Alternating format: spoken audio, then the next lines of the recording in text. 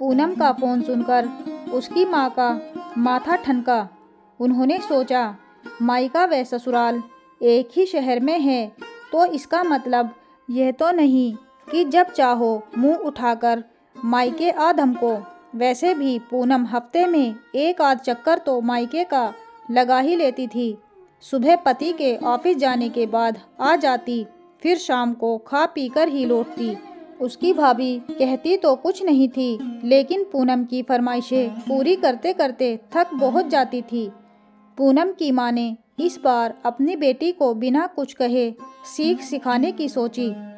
दूसरे दिन उन्होंने अपनी बहू को मायके जाने के लिए कहा कि कुछ दिनों के लिए तुम अपने मायके घूम आओ। अरे माँ, अभी कुछ दिनों पहले ही तो मैं मायके रहकर आई हूँ, फिर आपकी तबीयत भी कुछ ठीक नहीं चल रही है।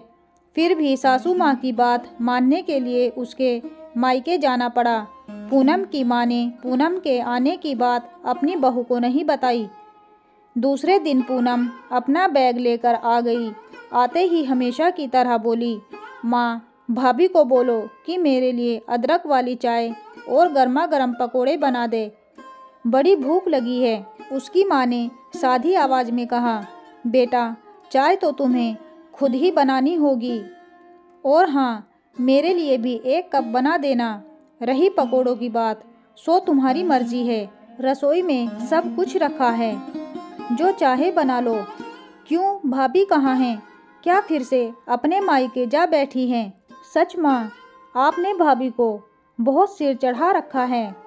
आखिर उसे आपकी उम्र का भी तो ख्याल करना चाहिए। हाँ, तेरा सोचना भी सही है और मेरा सोचना भी। तुम्हारी सास भी तो मेरी उम्र से अधिक की होगी। क्या तुमने कभी उनके बारे में सोचा है? तुम्हारे जब तब मायके चले आने से उन्हें भी तो परेशानी होती होगी।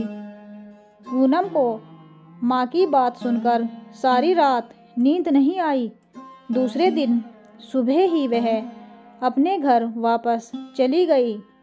शायद पूनम को अनकही सीख मिल गई थी। आशा करती हूँ आज की ये कहानी आपको ज़रूर पसंद आई होगी। अगर पसंद आई हो तो प्लीज़ हमारे चैनल को लाइक, शेयर एंड सब्सक्राइब करना ना भूलें। मिलते हैं एक नई कहानी के साथ, तब तक के लिए बाय बाय।